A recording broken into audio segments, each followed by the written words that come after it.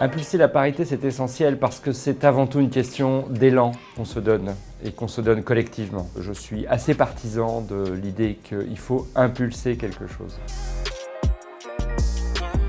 L'enjeu, me semble-t-il, majeur dans la gouvernance des entreprises, il est dans la question de l'exemplarité. Le monde des décideurs est parfois aujourd'hui largement critiqué par ceux qui font, ceux qui produisent. La question de la parité est aussi un sujet de réconciliation entre ceux qui décident et ceux qui produisent.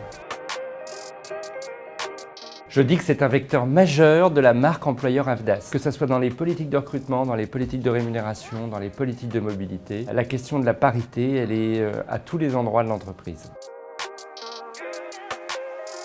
Alors si la parité progresse à l'AFDAS, c'est d'abord parce qu'il y a des hommes et des femmes au pilotage de l'organisation qui en ont fait un sujet majeur. Et deuxièmement, on s'est donné des outils de mesure de ce progrès permanent. Et aujourd'hui, à l'AFDAS, on est super fiers de pouvoir partager avec les collaborateurs, mais aussi avec nos parties prenantes, une augmentation de notre indice égalité femmes-hommes, par exemple, qui est passé de 95 sur 100 à 96% cette année. Mon objectif à 3 ans, c'est qu'on ne parle plus de parité, mais qu'on la vive au quotidien. Si on entend par performance le fait de savoir valoriser tous les talents, oui, la parité devient alors un sujet de performance. Je crois que l'entreprise est un lieu qui est assez en avance par rapport à la société, oui. D'abord parce que c'est bordé par un cadre, un code du travail, des règles, des règlements intérieurs, des régimes de sanctions qui n'existent pas dans la société. Donc oui, je dirais que l'entreprise est un lieu en avance sur l'ensemble de la société. Parce que notre métier, c'est la professionnalisation.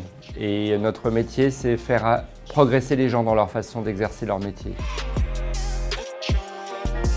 Alors le message qui me semble important, c'est celui de la symétrie des intentions. On ne peut pas porter un message vis-à-vis de ses clients. Nos clients à nous, ce sont des personnes qui demandent de la formation et qui demandent à se faire financer de la formation, notamment sur la question de l'égalité femmes-hommes, et ne pas se l'appliquer à soi-même et être un cordonnier mal chaussé. Nous avons les mêmes intentions à l'endroit de nos salariés que nous l'avons à l'endroit de nos clients sur ce sujet-là en particulier.